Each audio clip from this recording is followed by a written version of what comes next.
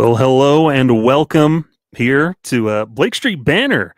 This is kind of a new area for myself and my fellow cohort here. I'm Skyler Timmins, along here with Kenneth Weber. If you follow us, we're both right over at purplerow.com doing fun stuff over there. And we're coming over here with Blake Street Banner to help.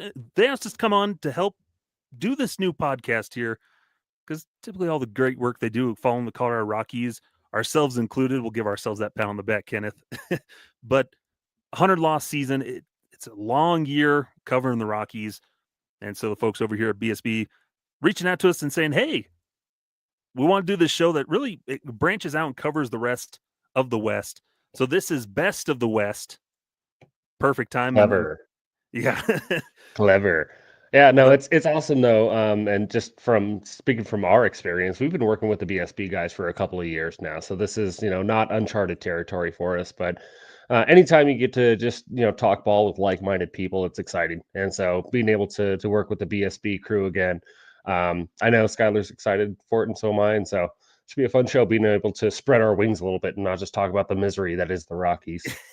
Yeah, it's nice to maybe take a little bit of that break and expand out and realize, because the National League West, Kenneth, it's become a lot more competitive division. It used to really be Dodgers, who are still cream of the crop, top of the standings in the division, World Series champions, those juggernauts. But over the years, we've seen the rest of the division really coming into their own and making it a really interesting division. Yeah, it's interesting that you phrase it that way because the Dodgers still clearly are the juggernaut. They are the team that is going on this ridiculous division win streak.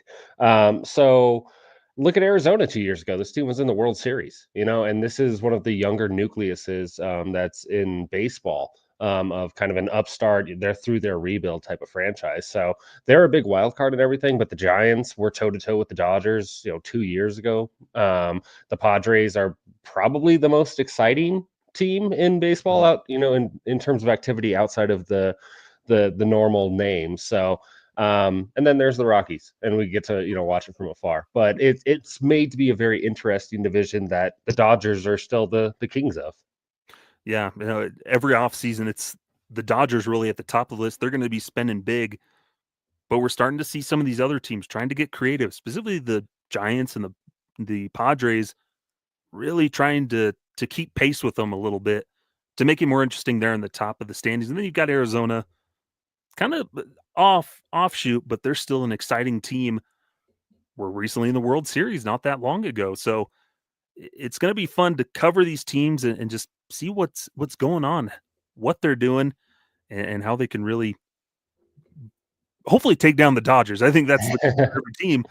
It's Yeah. who can supplant the Dodgers for that contender in the West. Really, it's hard to imagine anybody outside of the Dodgers fan base is rooting for the Dodgers to win the West Yeah. anymore. So, yeah, it's like you mentioned, the Giants have had money burning a hole in their pocket for years now, and we're finally starting to see that come to fruition. The Padres, year after year, are never the same product, even though there's, they're refurbished, I feel like, every year. And then Arizona is going about it in a different way, but is also exciting in their own right and have some exciting players on board. So yeah, no, it's a fun division to follow. And I think for the National League, it's a big tone setter for the wild card. A lot of these teams that we're talking about underneath that Dodgers umbrella. Mm-hmm. Yeah, regular contenders for those any of those three wild card spots. But really the talk of the town here with the National League West and just all of baseball is the winter meetings have just concluded out in Dallas here on this Wednesday. Got everything out of the way. There was some big moves and everything. But Kenneth, what were some of your takeaways just from the winter meetings in general before we dive in here to what the teams in the West did?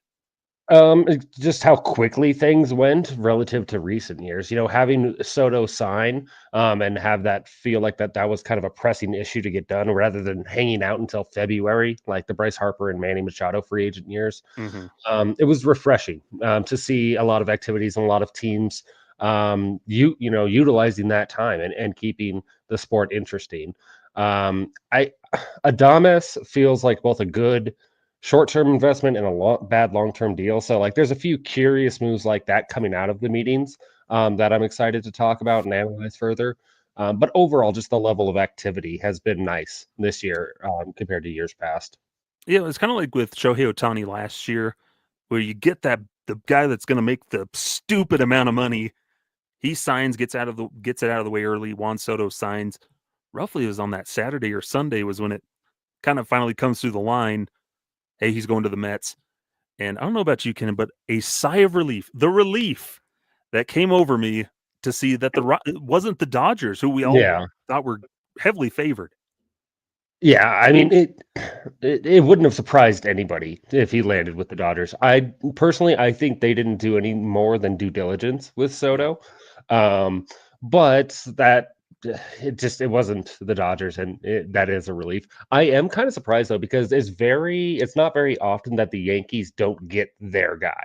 Yeah. And they had traded for Soto, so obviously, he was a Yankee, but you think about whenever they had their eyes focused on a Garrett Cole or a Mark Teixeira or CC Sabathia, like they wanted him, they were going to be Yankees. It's a bit of a slap in the face and different than history suggested it should have played out with Soto going to the Mets. Yeah. And no, we can say that same type of thing when it comes to like the Dodgers. If they set Mhm, their sights on a guy, they're going to be in the running for it. But it was interesting to see as it goes on. I think I saw one report that they went up to maybe about 600 million is where they kind of capped it off. mhm. And so we've been seeing them get creative with contracts, and perhaps they just finally said, we're getting a little priced out here with Juan Soto with all the other money that we're paying to other guys. They're also in a nice position where they can look at Juan Soto as more of a luxury than a necessity. Yeah. And that the Mets are not signing Juan Soto to be a luxury. They're signing him to be the cornerstone of a championship offense. Where Dodgers already have that. Dodgers already have three guys right now that are championship cornerstone hitters. So I don't know. The rich, it's a nice first world negotiation that they did with Juan Soto and politely passed. But they do have Roki Sasaki to look forward to in about a month and a half. So Hey, maybe, Mhm. maybe there, Kenneth. There's a world of possibility with Roki that we'll talk about in a little bit. Sure. But I wanted to just hear with Juan Soto going to the Mets. It seemed like the Dodgers kind of pivoted right as winter meetings were starting, and they signed Michael Conforto, who spent the last couple years in San Francisco, Mhm. comes over now to the Dodgers to really help shore up what was kind of a weaker outfield with Mookie Betts moving to shortstop.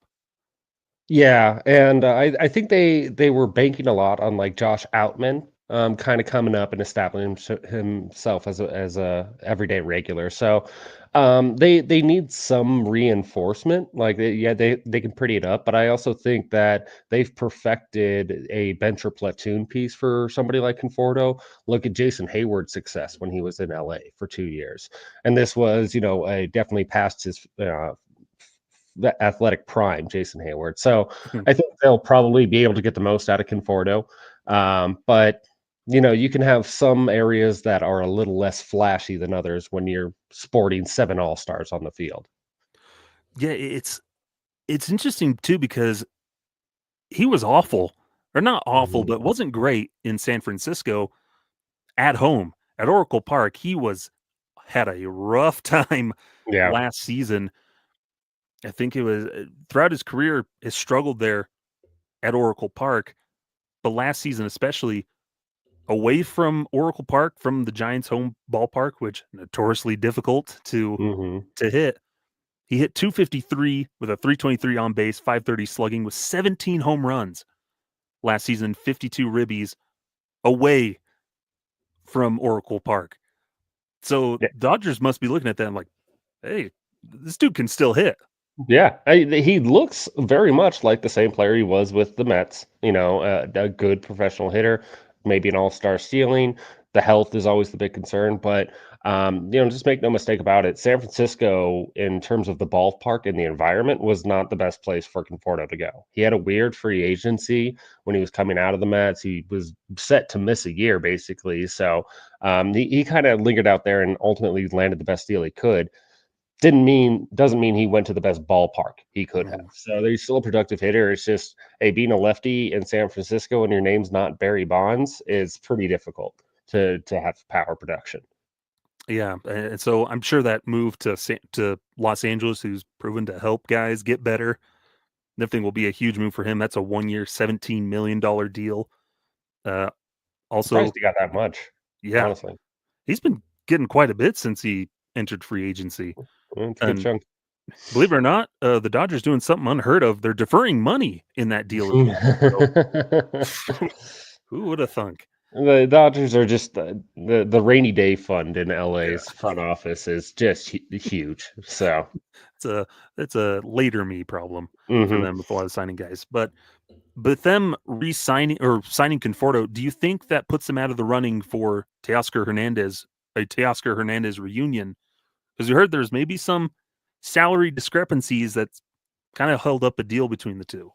I think it is a sign that they're willing to move on from him. I think both sides, it makes a lot of sense for both sides. Mhm, And so I don't think anybody would be surprised if he comes back. And then on paper, you still have a platoon situation, or you have that left-handed band-aid for Teoscar in Conforto. So it makes sense on how it could figure, but they'll be okay if they move on too. So no, I don't think they're out of the running, but I think the writing's on the wall that no, the both sides are digging their heels in and sticking with a number. So, mhm. we'll see how that plays out. Yeah, because even the Dodgers have maybe some limitations of how much they want to spend on how many guys and everything. And Teoscar had a great year. Probably going to Mhm. get get nice little payday there in That's the the free agent thing. market. Yeah, you can't fault a guy for going out and getting his bag, but that doesn't mean you have to be the one to give it to him either. Yeah. So, I think that's probably where the Dodgers are, and there are plenty of teams that should be interested in going after Teoscar on the market because dude can hit. Dude Yeah. can really hit. So, he'd be a valuable piece for a lot of contending teams. Absolutely. But speaking of big free agent signings, you to it before. San Francisco Giants. Maybe we can move over and touch on them. The big move, or really the big signing coming out of winter meetings, was Willy Adames heading to the Giants on a 7-year, $182 million deal. What were your reaction to that one? It seemed kind of surprising out of nowhere that they snagged him.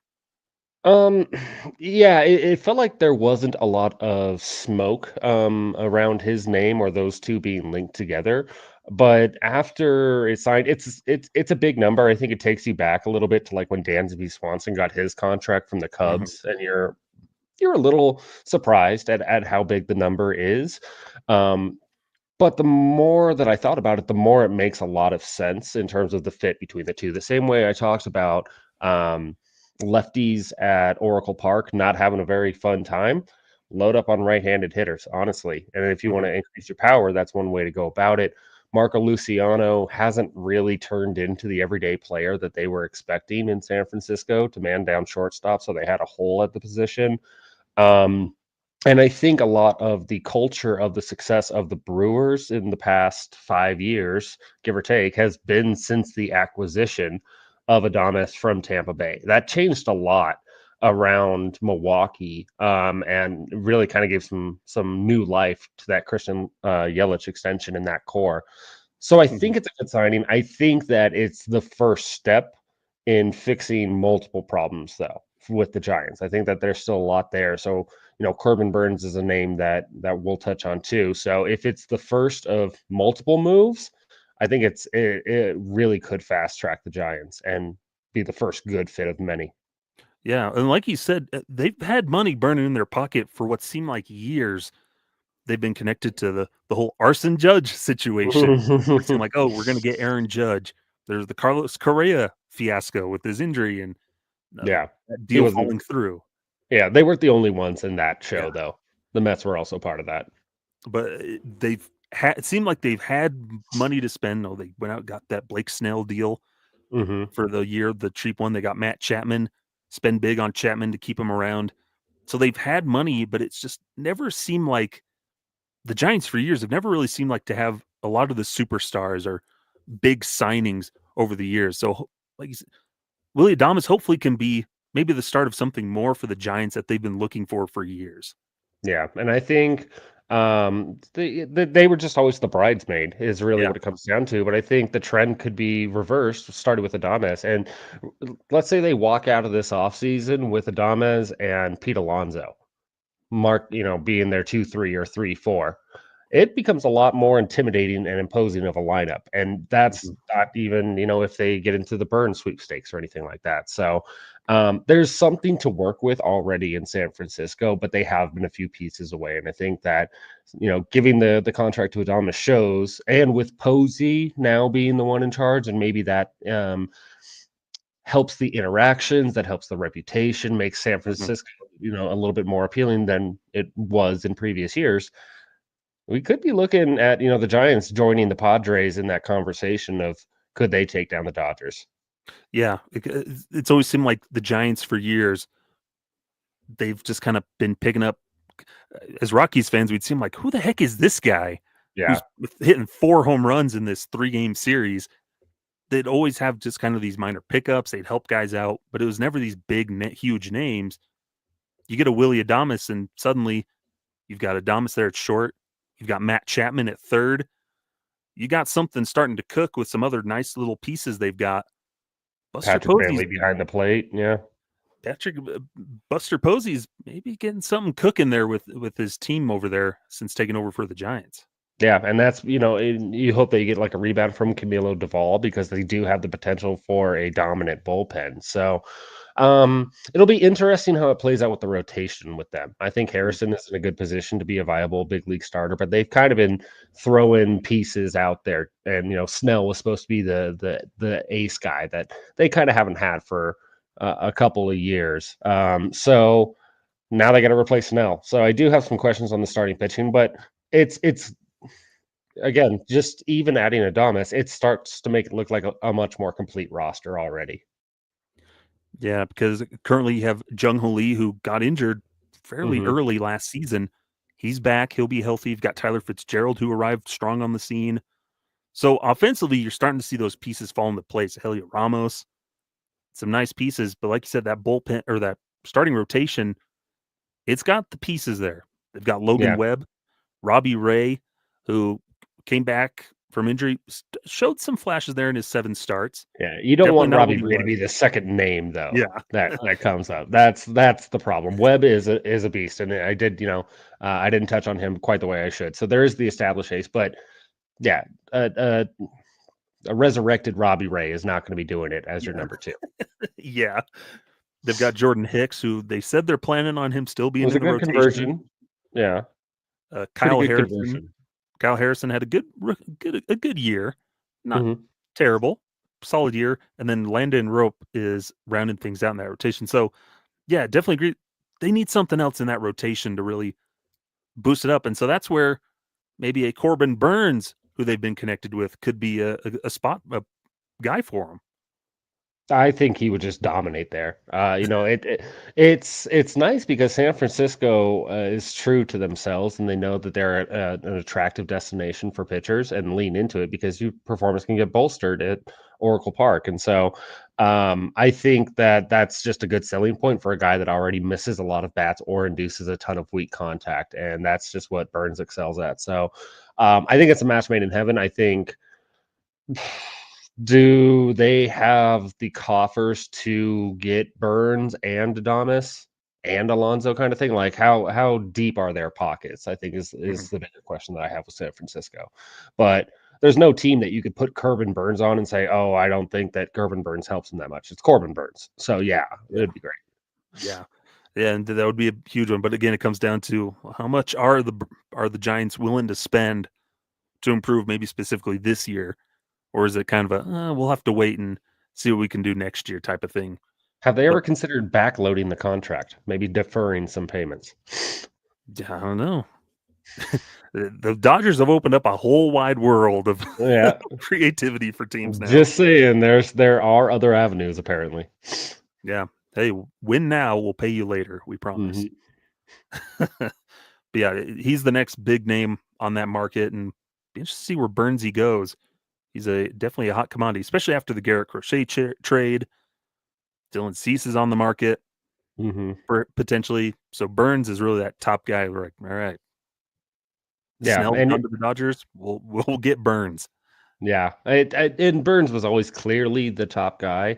I think seeing Freed off the board now and Crochet being dealt, and also two American League teams that might incentivize the Giants to strike a little bit more because you're seeing some talent head over the other way. So yeah, I think now Burns and Alonso are clearly in the biggest spotlight. Although I don't feel like there's as much smoke around Alonso at the minute.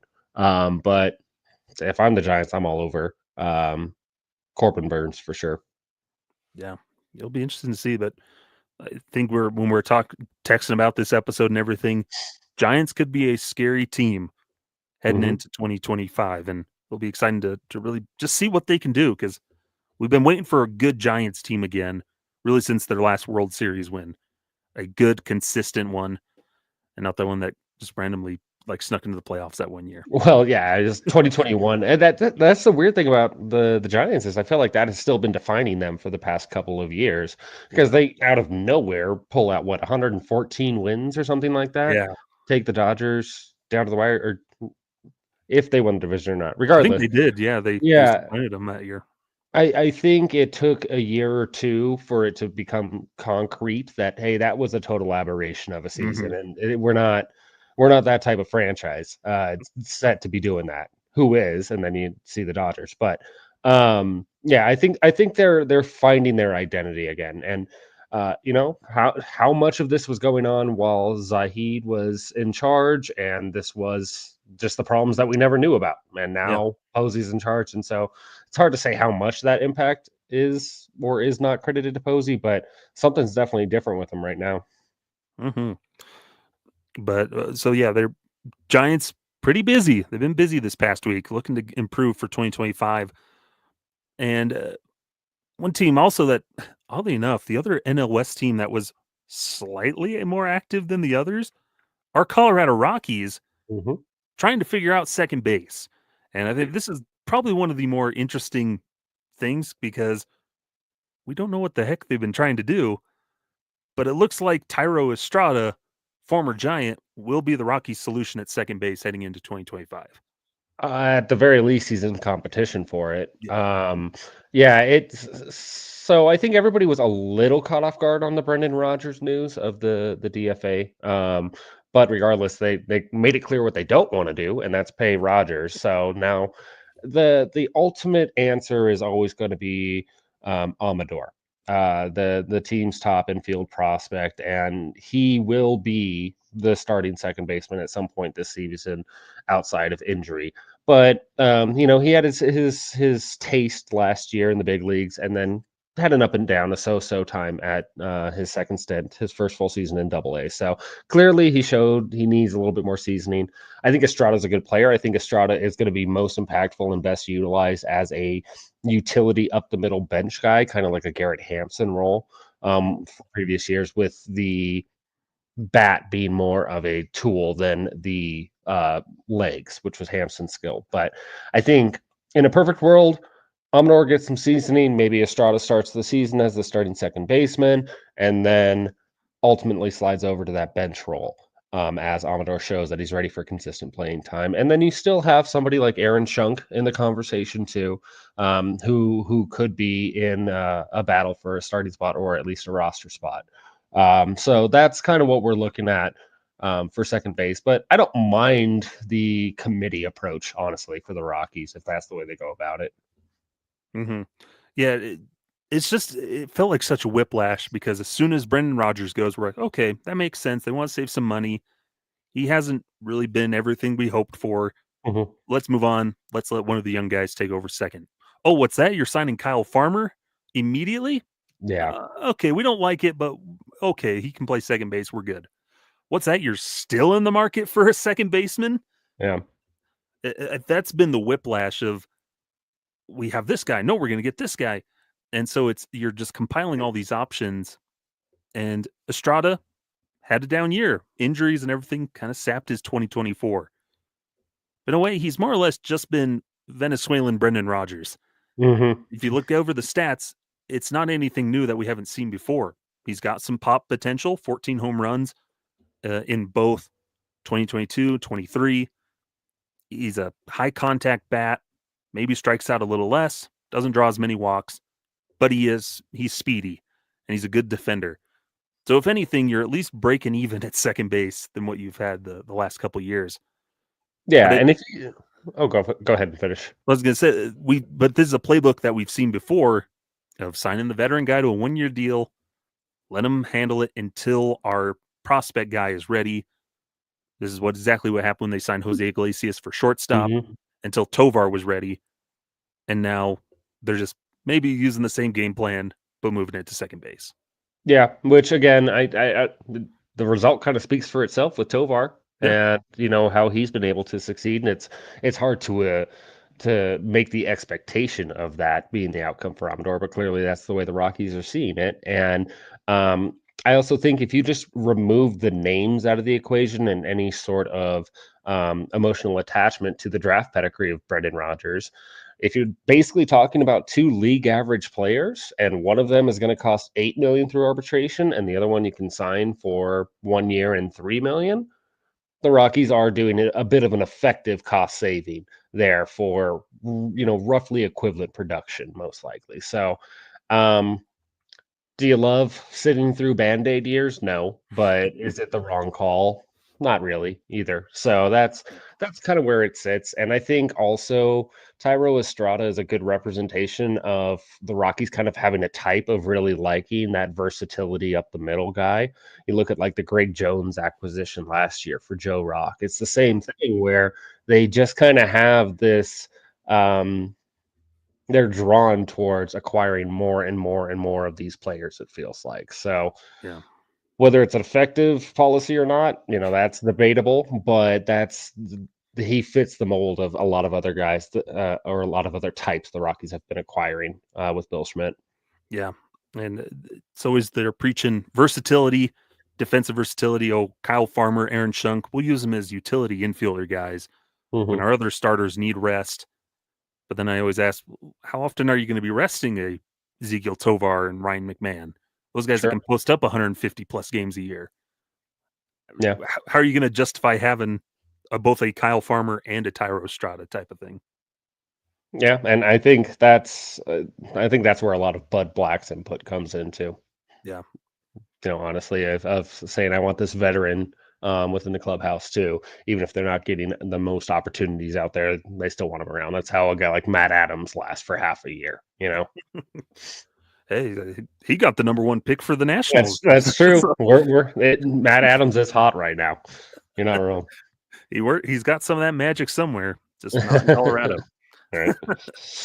Yeah, the second base is going to be that really interesting thing for the Rockies going forward. And Estrada hopefully can have that rebound year. Dude has raked at Coors Field. Mm-hmm. Hopefully, maybe he can carry that over and bring some much needed offense, not only for himself but for the team that they haven't been getting from a lot of guys that they've tried to cycle into the lineup. Yeah, it's not very often you get a Rockies killer to come through, and it's not that Yeah. Estrada's on the highest level. He's not Will Myers status, Mhm. but every now and then they'll pop back over, and you're like, "Oh God, I remember you crushing us. It's good to see you here." And they're always far beyond the point of when they were peak destroying the Rockies, but still. Yeah. But yeah, that was really the Rockies' big thing at the winter meetings, signing Tyro Estrada. Little minor moves, getting Austin Nola on a catcher's minor league deal. For the most part, they're sticking with their guns. Maybe we'll get a few more little minor things through the offseason, but as of now, not a lot of big moves expected for the Rockies. And this might be a point where we can bring in our good buddy here on the show. He's hiding somewhere. He can pop in whenever.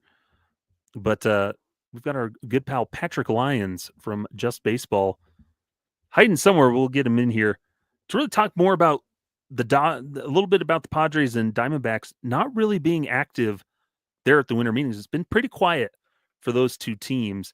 Specifically, I think it's been a little bit more surprising for the Padres this winter so far. Yeah, definitely. The Diamondbacks, you understand that they're letting young guys grow.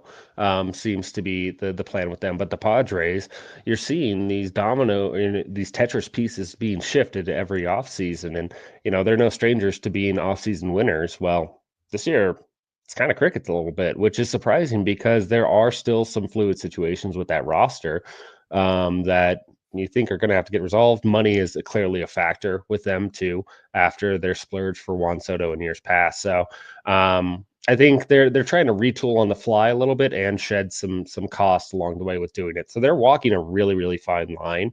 And also you look at like the Manny Machado Fernando Tatis window. How many more prime-ish years do you think Machado has left?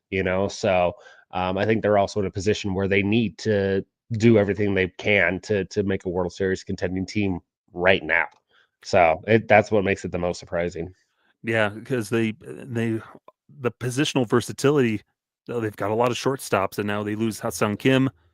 Now it's figuring out, okay, where's Xander Bogaerts going to play because we randomly splurged on him. Hmm. That that one's of everybody on their roster. That's the one you're like, why did they get him? Yeah, it does still feel weird. Like you look at their roster, you see him, like, they didn't need him. Why did they get him? Hmm. And so, does he slide back over to shortstop? So there's a lot of money that they've tied up in a lot of players. I think we forget like Jake Cronenworth still has a pretty nice little extension they signed him to. They've got the pieces around.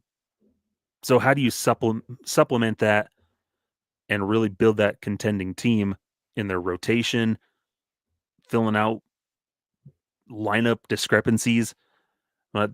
There's a lot of unknowns with the Padres because they on the cusp of being really good with some of their young talent like Jackson Merrill. Hmm. But then there's a lot of questions of like, what else are they going to do? And they've also really pigeonholed themselves into how they can approach fixing the problem because for all of the wheeling and dealing they've done in previous years, Jackson Merrill is pretty much all that's left aside from Ethan Salas.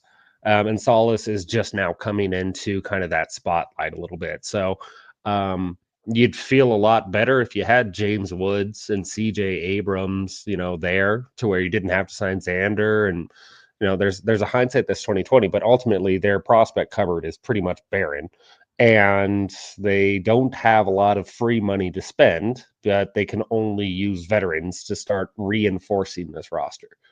Like that's the conundrum that they're kind of in. So I think ideally they would be spending a lot of time trying to see if anybody wants to take on that Xander Bogaerts contract, and they're probably hearing no real quick. So on to Plan B. So that's what makes them interesting, though, for somebody like Sasaki, because hey, if the funds are a little limited right now, well, so is his earning potential. So Mhm. you can make a very appealing case, and maybe that's their big swing, and that's where they're focusing their time and energy. So that could be the plan. I think that's the fun other card that's going to fall eventually with everybody's offseason planning and how the league is shaping up.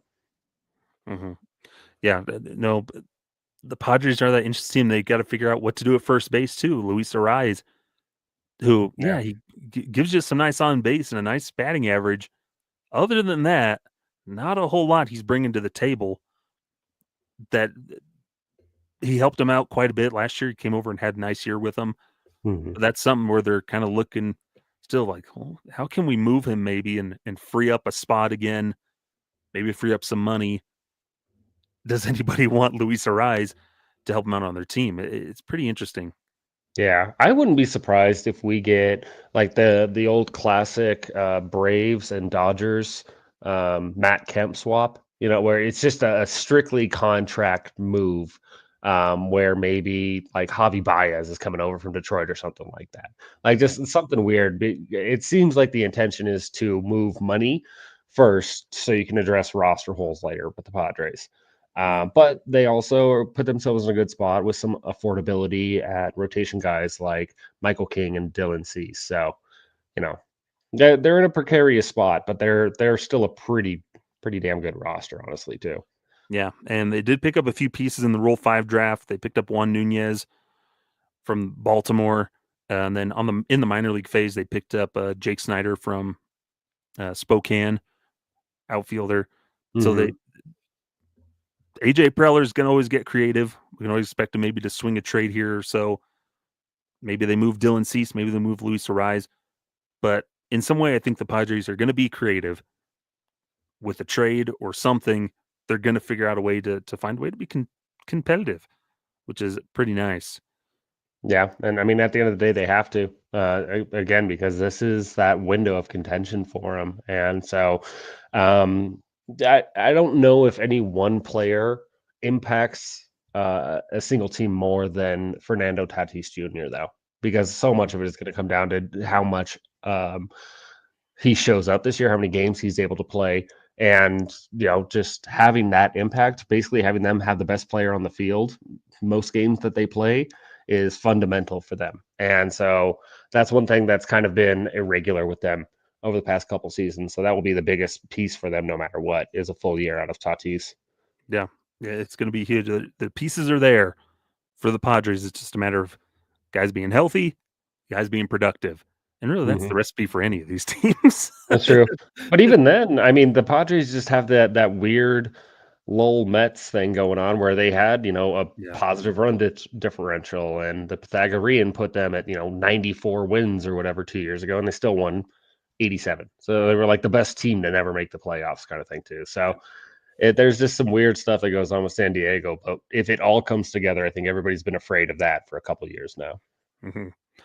Yeah, and hey, they were one win from going to the NLCS, and then they blew those 2 games. Yeah. So Thought they had it. they were there. They were right there. Really quickly, not a whole lot to talk about them, but the Diamondbacks weren't very busy. It's just a lot of what are the Diamondbacks doing? Because there's been talk of, well, they'll listen to their starters. Jordan Montgomery, maybe an Eduardo Rodriguez. Probably more so with Montgomery because their owner is like, what a mistake that was to sign him. And then he sticks it to him, but like, yeah, I'm going to exercise my option to stick around. But you talk about the Padres being motivated to move money. I mean, I don't think I've seen an owner come out the way he did and basically say like, I want to get rid of that guy so badly. Yeah. Like more than anything in the world, I want Jordan Montgomery and that contract to go away. So yeah, it's not the best look dragging your players through the mud, your employees, but that I think that's been one of the biggest motivations. They need pitching. Like it makes sense that they can expect a little bit better, some more health out of Zach Gallen, Merrill Kelly maybe returning to form, one of the younger guys stepping up like a Trey Jameson or something. But they need pitching to reinforce. They last year was that coming back down to earth after their Cinderella run. It's a good roster, but it's definitely not a complete roster, and it's going to need some reinforcement. And it needs to start with that starting rotation. So. Yeah, do they get in on a Burns? Are they willing to go that wild? They've done it before with Madison Bumgarner contracts and Zach Greinke contracts, but they were just snake bitten by Jordan Montgomery. So it's hard to put your finger on what to expect from the Diamondbacks, but they have a lot of options if they choose to go that either spending, trading, whatever. But there's some moves that need to be made, and they have options to do it. Yeah, they feel like they're a team that can really find a guy that can really fit that ace role with them and whatnot, because you can look at their rotation. Nice, a lot of homegrown guys or younger guys have come up with them. Got Ryan Nelson, Brandon Pfaadt, guys that they're kind of that middle in the road, 4 ERAs around. Eduardo Rodriguez had an up and down year. So they seem like they're just primed to get a guy to slot in there who can be really effective and really help push him forward. Just even if it's just one legit arm that they can add in there, I think would be really beneficial for those D-backs. Yeah, and you look at the impact that Brandon Pfaadt made in that playoff run because he was that effective starter. I think Zach Gallen is the proven ace, and it's fair to just have expectations better than what his performance was last year. They need somebody to complement Merrill Kelly and Gallen is really what it is. And Pfaadt is supposed to be that guy, and it's been up and down for him. And Jameson's off to the bullpen, so the pitching prospects are snake oil a little bit for that reason. You can have this collection, this uber generation of the 5 dreamy prospects that's going to be your rotation. If one of them lands, you did well is kind of the feeling too. So yeah, It's not a bad starting point. It's still Zach Gallen. Merrill Kelly wasn't nearly as good last year as he had been in the past, but they have proven arms at the top of the rotation. It's not outside of the realm of possibility that Eduardo Rodriguez turns back into a dude and becomes that number 3. So, again, this is a team that has options. I don't think that they're hurting anywhere payroll-wise.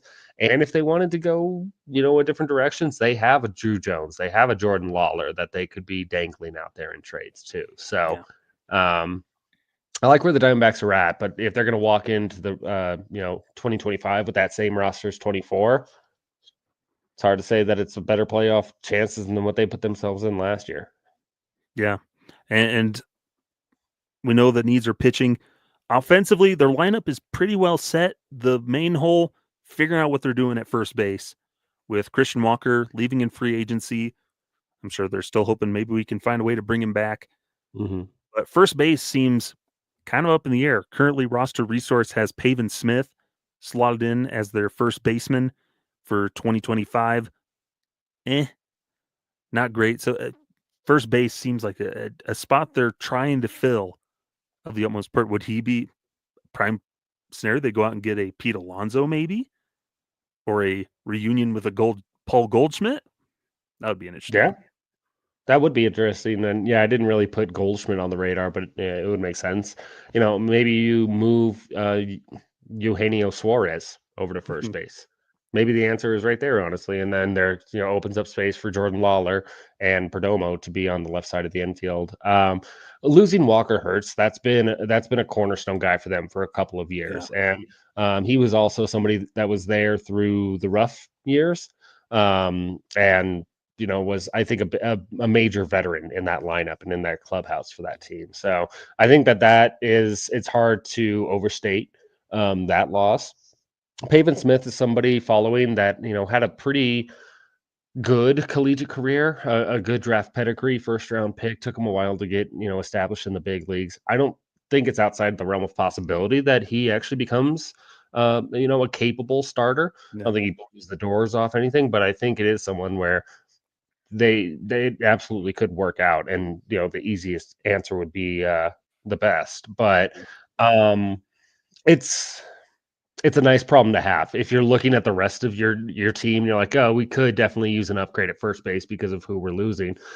Outfield, well, obviously they need work to do the rotation, but you look at the rest of the position players and in that lineup, they're pretty well set. So they're in a pretty healthy place offensively, first base aside. And even then, first base, you can make a case that it could be figured out somewhat simply.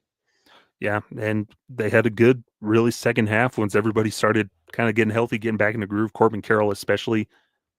Diamondbacks are still a very good team. They just had a rough start to last season, but I don't expect them to repeat that going into 2025. So the work is a little easier. The path is a little clearer for them to improve here, but they just weren't able to do much at the winter meetings and whatnot. But Kenneth, who would you say won the winter meetings for the National League West of the 5 teams? Out of the West, I mean, the Dodgers coming out with Snell before the winter meetings, and then adding a little bit of depth with Conforto and re-signing Trinan. It's hard not to, be impressed with those moves or feel like those are good moves for the Dodgers.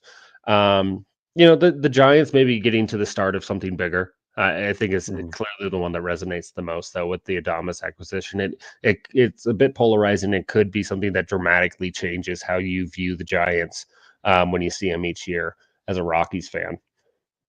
Yeah. No, I'm right there with you. I think I'd lean a little more towards the Giants just because it feels like it's kicking off something. They made that big splash and showing like, hey, we mean business. We want to get something done. I think I'd go with the Giants there. But I think it might be helpful to talk to somebody who was at the winter meetings. And if he's available, we'd like to bring in our old pal, Patrick Lyons, who has joined us off of his flights. He's ready to go. How you doing, Patrick? Gentlemen, the buzz at the winter meetings is that Matt Adams is hot right now. I overheard somebody say that, and I do need to relay that to the show. Matt Adams, he's hot right now. That's what I've heard. There you go. Bob Yeah. Nightingale first on that. It was somebody on a podcast somewhere. Maybe it was here. Maybe it was 20 minutes ago. Who's to Can't say? confirm. I did see him in the lobby the next day, and he was on a phone call, and I just wanted to be like, hi, I covered you for the 8 games that, you were on the field. I wasn't allowed down. It was still 2021. There were COVID protocols. I saw Kevin Pillar down there as well, and I was like, oh my God, I wanted to know, Kevin Pillar, did you know that you played for the Rockies? A lot of fans don't remember that. Curious if Kevin Pillar remembers that. We still don't know. We'll see. He's unretired, by the way. I don't know if you saw that, but he's now unretired, and he owns a cowboy hat. There you go. There you go. But Patrick, we bring you in here coming from I think the big news coming from the winter meetings, or a lot of the buzz, and we can bring in your expertise here, is what is going to happen with Japanese phenom pitcher Roki Sasaki. He seems to be the hot commodity. He gets posted earlier this week, as we all expect. They expect him to sign, during the international free agent signing stuff. But what were you hearing? What was kind of the buzz around Roki Sasaki or there at the winter meetings? A lot of people still have their money on the Dodgers. Him going there, despite the obvious connections with the Padres and Yu Darvish, a guy who's been a friend and mentor to him in many ways. The connection between Darvish and Roki Sasaki's father.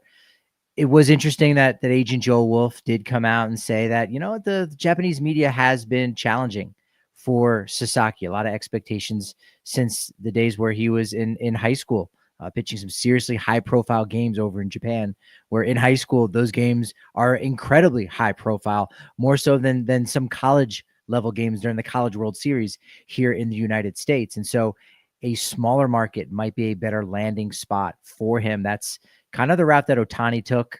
Sure, it was still LA, but it was Anaheim and it wasn't the Dodgers. So it was West Coast, a little bit smaller of a market. That's why I still tend to think that maybe the Padres could be that choice for him.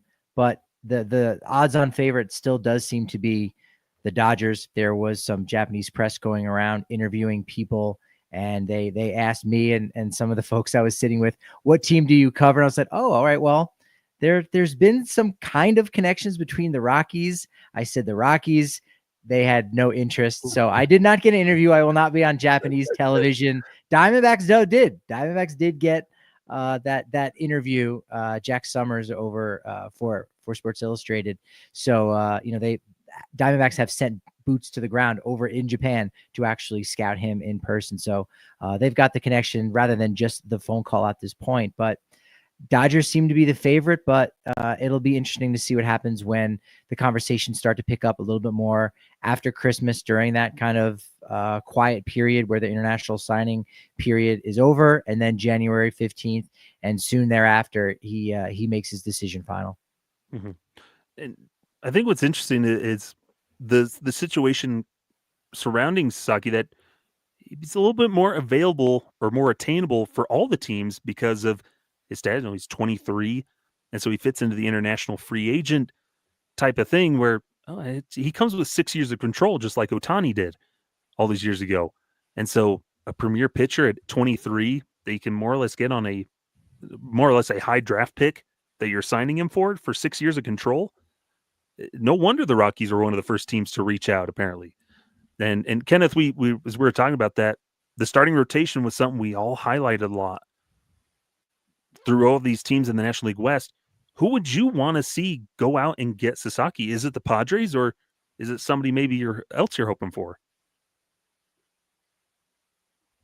For me, I mean, again, you could add him to any rotation and it's going to be a benefit. I think if you are, man, it's hard not to at least dream on the idea of, do you think you could conquer Coors Field? Do you think you could come in here and, reshape the franchise? It would be something that would be very savvy for the organization to gamble on an international free agent like this, but it is something that could really be that life injection for this organization that they've been missing for years. So I think that, biases aside, it is really compelling because it would bring a lot of attention the same way maybe a Paul Skeens is bringing to Pittsburgh right now. And then if you have Dollander there. He's somebody that could maybe be the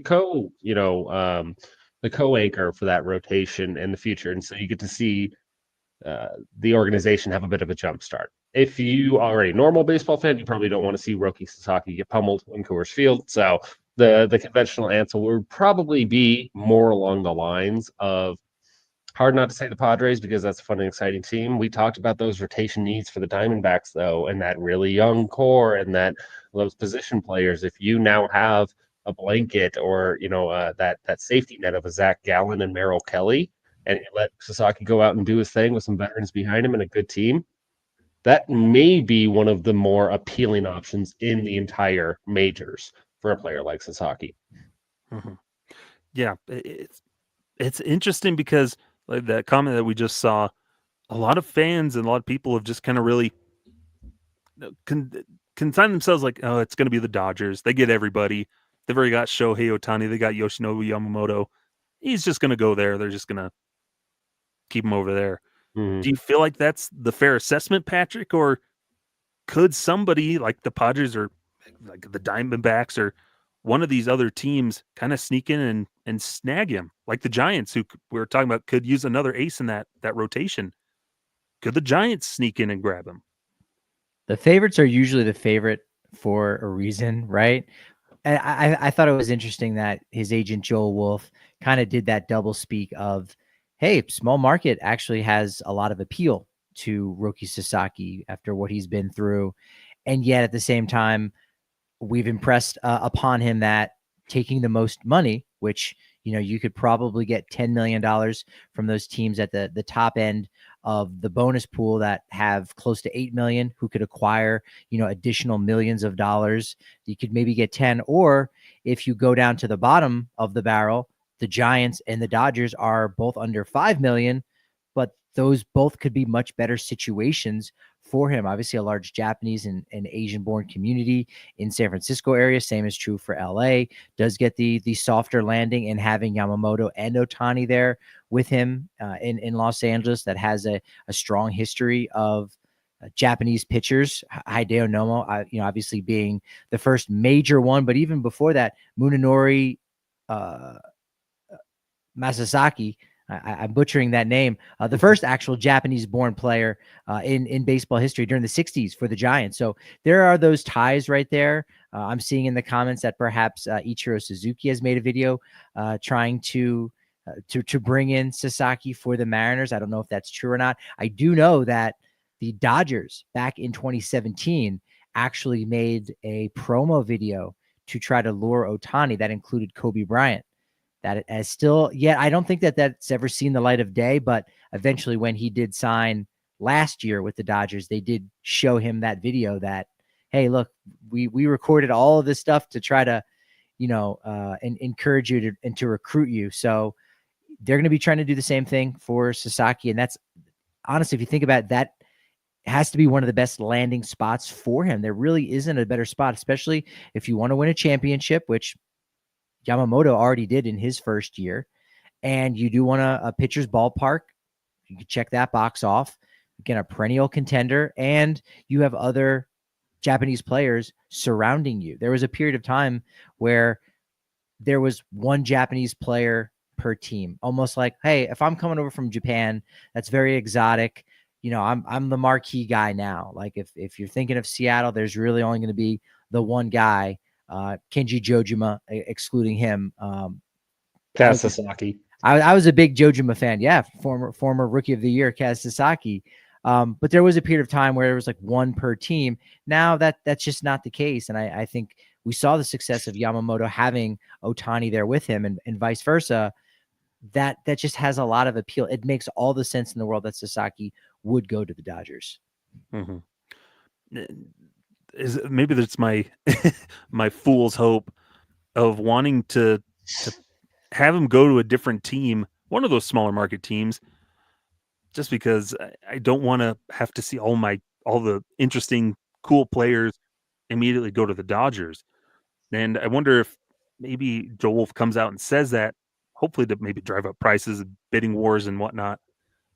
But partly too, because Sasaki truly does want to maybe have a little less pressure on him to get his feet wet when he comes over here to the States, where he's not as seasoned as maybe when Ohtani or Yamamoto come over, but maybe to help him get his feet set a little bit.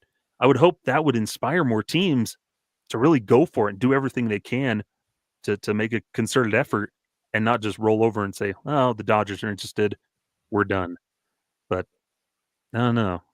It would be fun. It just also wouldn't be fun. Like growing up watching the Yankees in the early 2000s, more so than the late 90s, because you go and look and you're like, Tino Martinez, he's not a world beater. He's just not even the Hall of Very Good, but just an above average first baseman. Scott Brocious, like they had plug and play guys that stepped up, and then once they put on the pinstripes, they became much better players. They weren't superstars like in the 2000s where, okay, we got to sign Johnny Damon, and yep, we're bringing in Jason Giambi. Yep, AJ Burnett, CC Sabathia, Mark Teixeira, the same offseason. Like all of those moves, it just makes it not, very fun if you're a fan of that team to root for them to a degree. And then it doesn't make it as fun for everyone else. Sure, everyone wants to beat that team, but it just changes the complexion of the competitive balance. So in that way, it's certainly not fun. I know no Rockies fans want to root for the Padres, but at least when it's, Sasaki and Darvish against Yamamoto and Ohtani,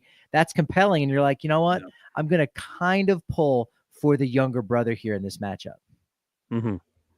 It's also, I think, no coincidence that some of these larger market teams also have the most established scouting that actually goes overseas to see some of these players. It's not all things are made equal when it comes to scouting and development within different organizations. And scouting in Asia is much more expensive, a much more tedious process that a lot of teams vary on terms of how much or little they do.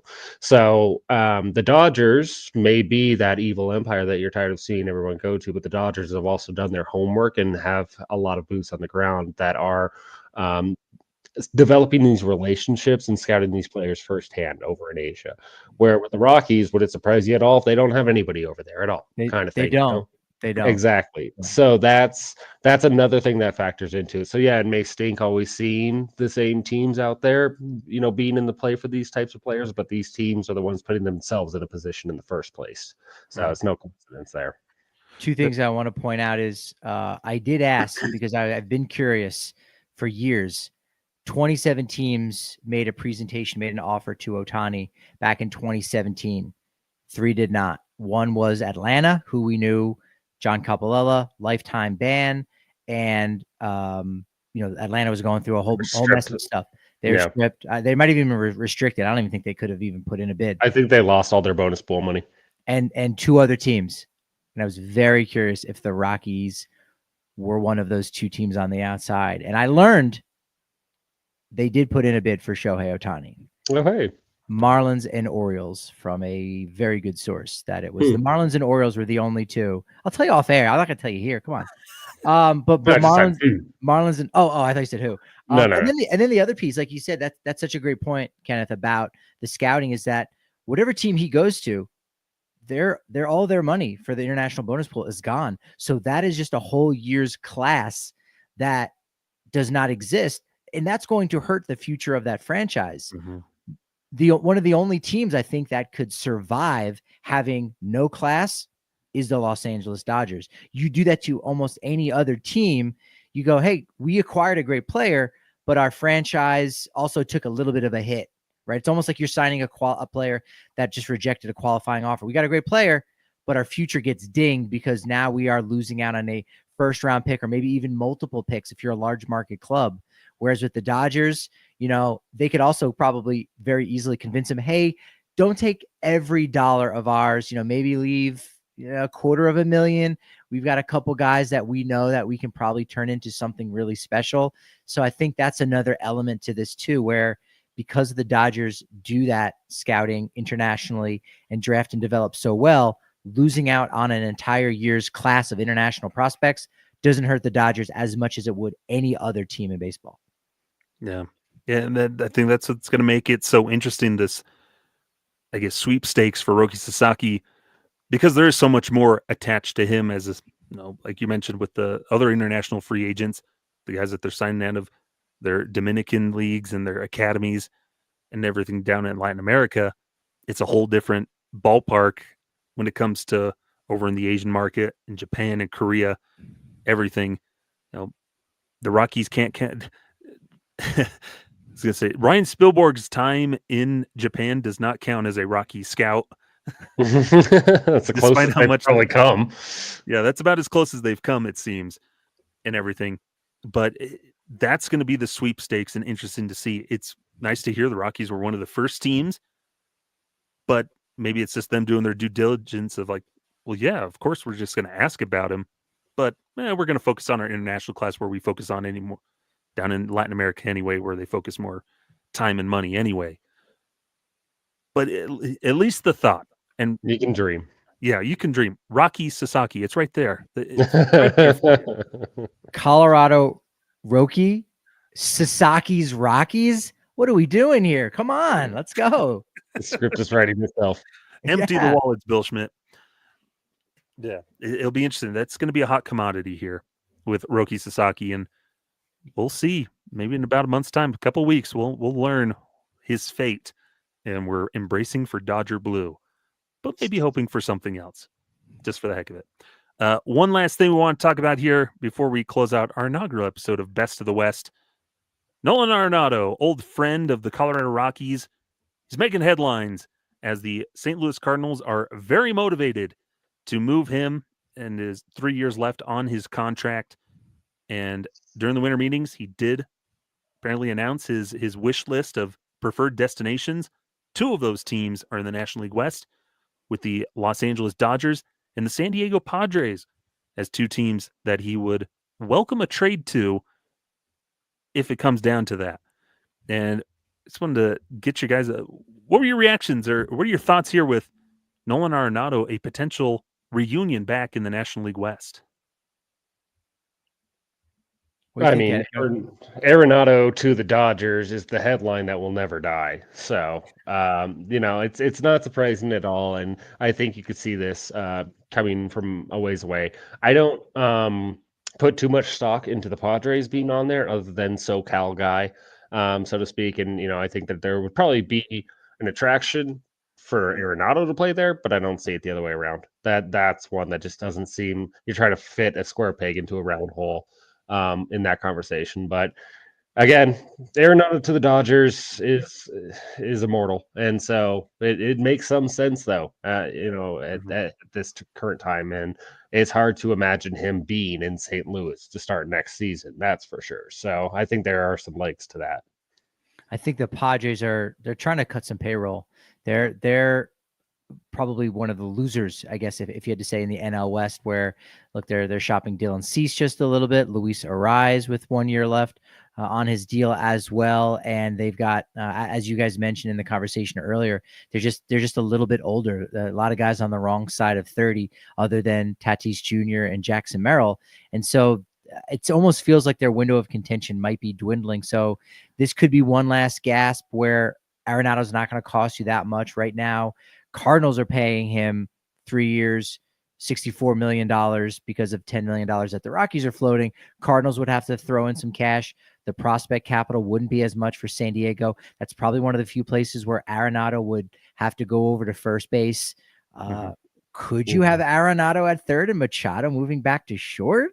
I don't know if Machado would actually really want to do that, but that would certainly be a fun conversation. Is there maybe some kind of reunion, handshake and hug between Nolan Arenado and Luis Perdomo? Again, the storylines are endless. But yeah, going to the Dodgers, you could really see that fitting in a lot of ways with Max Muncy now, just not quite the same, other than, in the postseason. So that fits. If you look at that list, I think I said it to somewhere in a private chat somewhere. The Arenado's list of teams that he's willing to trade for is these 5 teams where he wants to win a ring, and the Los Angeles Angels.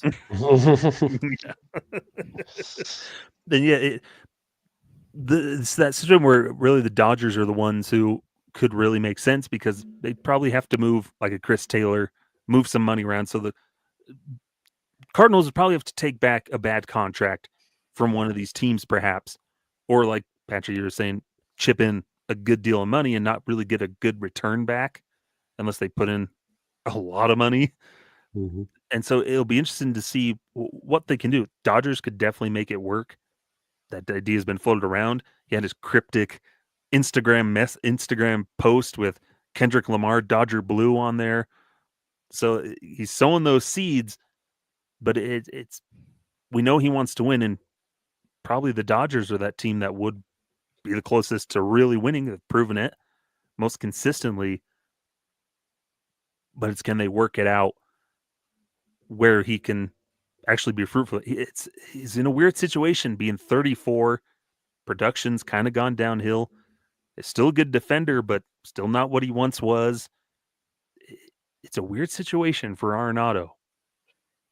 With Arenado being 6th on the marquee behind all those MVPs, Blake Snell, even some guys who've been with the Dodgers for a while, immediately you like him a lot more. You're right, 34, Mhm. but now where he's hitting maybe 6th in the lineup and he doesn't have to carry that team, he doesn't have to be any kind of leader. He's not quite forced or maybe even compelled to take some of these young guys under his wing. He's doing that now a lot more naturally than before, when he himself was still a young man and in his late 20s with the Rockies. But now all of these dynamics change, and it just makes it really comfortable and rejuvenated too, right? There's also that element when different players at different points of their career, depending on which team they're with, they've got a second burst of life. There's a reason why you put on the Yankee pinstripes and all of a sudden you become a world beater.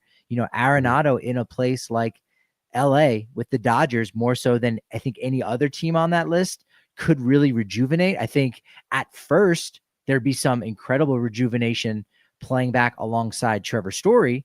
But then at that point, you're looking at a kind of Danny Glover, Mel Gibson, Lethal Weapon 2, 3 situation. Like, man, I'm too old for this shit. It'll be fun for a minute and they'll have their moments, but how long could they actually make that last? I don't know. Yeah. It's at some point of how far do the Dodgers want to kind of mortgage their future and just keep pelling big money, older guys. They're still getting older with some of these players that are tied up in money.